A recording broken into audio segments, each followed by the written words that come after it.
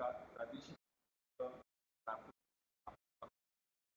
विदर्भासाठी त्यांनी हवामान माहिती सुरुवातीला सिनॉप्टिक माहिती 25 दाखवल्याप्रमाणे चक्रवात सुस्पष्ट चक्रवात बे ऑफ बंगाल दक्षिण ओडिशा आंध्र प्रदेशच्या खाडीवर दिसत आहे.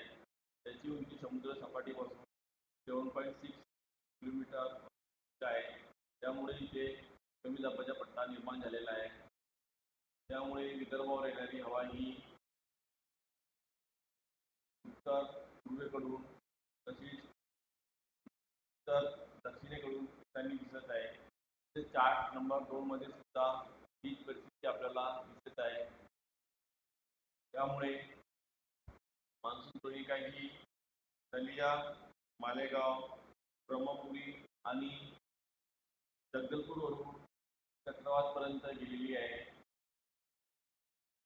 पुढील 3 दिवस हवामानाचा अंदाज.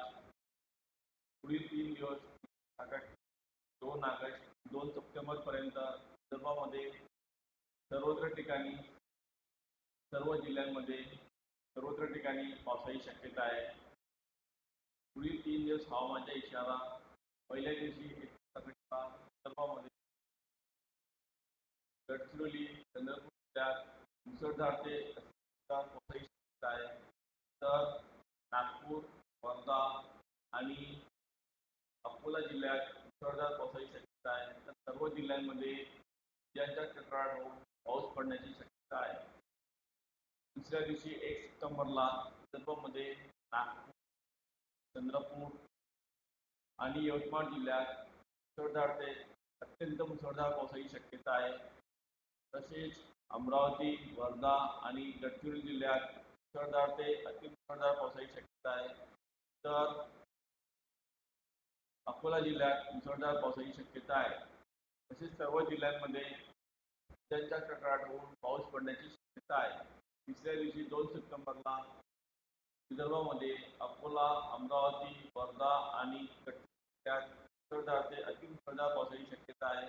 तर नागपूरमध्ये मुसळधार, चंद्रपूर,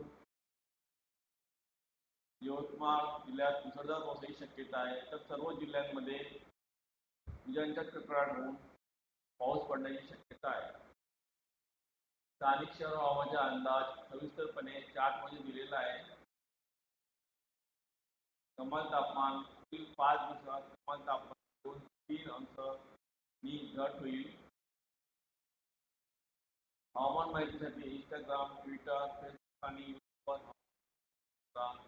अँड्रॉइड ॲप मौसम विभाग डाउनलोड करून हवामान माहिती शकता. धन्यवाद.